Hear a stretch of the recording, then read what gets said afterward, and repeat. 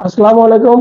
Welcome moment birds. আজকে আমি আমার পাখির খামারে এই শীতের মধ্যে কিভাবে তাদেরকে দেখভাল করছি এবং কিভাবে তাদেরকে সুরক্ষা রাখছি সে ব্যাপারে আপনাদের সাথে আলোচনা করব। শুরুতে বলে রাখি আমার বাসা পাবনা জেলাতে, যেটা বাংলাদেশের উত্তরবঙ্গতে পড়ে।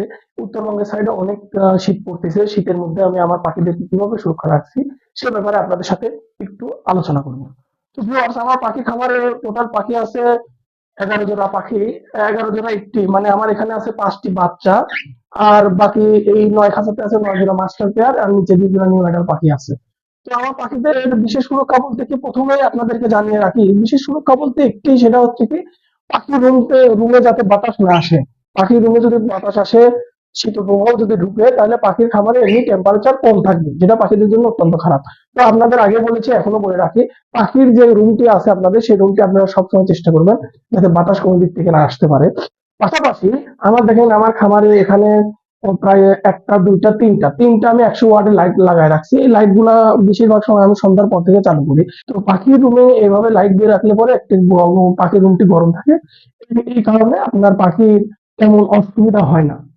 তো ভিউয়ার্স, তার পাশাপাশিও আমি যেহেতু এখানে পাখিগুলা পালন করছি যে 10 জোড়ার উপরে, বলতে চলে যে এটা আমার ছোটখাটো একটা খামার। তো খামার যেহেতু, আমরা যেহেতু প্রফেশনালি পাখিগুলা পালন করি, সেহেতু প্রফেশনালি পাখি পালন করতে গেলে রুমের টেম্পারেচার ঠিক রাখার পাশাপাশি পাখিদের খাদ্যাভ্যাসেও কিছু পরিবর্তন আনতে হবে। আমি এর আগে বলেছি যে খাদ্যাভ্যাস পরিবর্তন বলতে, পাখির যে মিক্স ফুড গুলো আছে, আমি একটু দেখাই আপনাদেরকে।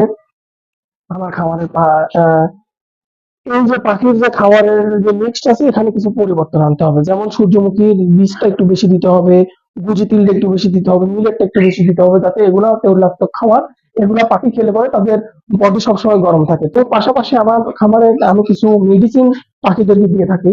আমি আপনাদেরকে একটু দেখাই। মেডিসিনের মধ্যে, যারা পাখি টুকটাক লালন পালন করেন তারা সবাই জানেন যে পাখিদের ঠান্ডা লাগলে কিছু মেডিসিন দিতে হয়। তারপরে আপনাদেরকে একটু বলে রাখি, এরিনামাইসিন ভেটটা হচ্ছে পাখিদের ঠান্ডার জন্য খুবই উপকারী একটি ওষুধ।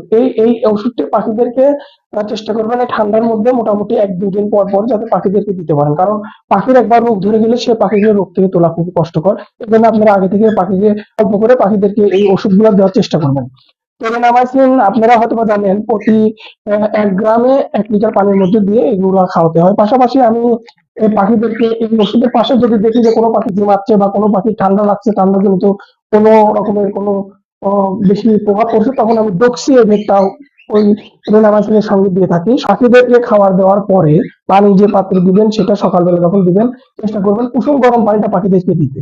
এবং রাত হয়ে গেলে, বিশেষ করে যখন আপনি রাতে শুতে যাচ্ছেন, মানে ঘুমাইতে যাচ্ছেন, ঘুমায় যাওয়ার আগে যখন পাখিদের রুমে ঢুকবেন, তখন এইভাবে পাত্রগুলা থেকে পানি ফেলে দিবেন। কারণ এই পানিটা সারা রাত যদি এই রুমের মধ্যে থাকে, তাহলে এই রুমের মধ্যে পানিটা থাকলে সেই পানিটাও আপনার ঠান্ডা হয়ে যাবে। এই যে আমরা সফট ফুড যেগুলো ভিজিয়ে রাখতে হয়, এই সফট ফুড গুলা আপনারা দেওয়ার আগে অবশ্যই কুসুম গরম পানিতে মিক্সড করে একটু গরম করে তারপরে দিবেন।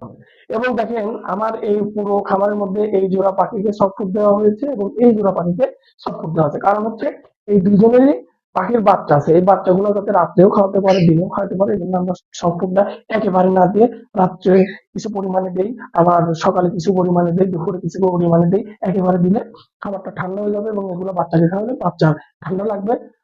এই জন্য আমরা সবসময় অল্প অল্প করে গরম গরম খাবারটাই তাদেরকে সার্ভ করি। এই পানিটাও কন্টিনিউয়াস 2 বেলা 3 বেলা চেঞ্জ করে কুসুম গরম পানি দিই, যাতে পাখিরা যাতে তাদের বাচ্চাদেরকে উষ্ণ উষ্ণ দেওয়া খাবার গুলো খাওয়াতে পারে। তো ভিউয়ার্স, এই ছিল আজকে আমার খামারের আপডেট। সকলকে ধন্যবাদ। আসসালামু আলাইকুম।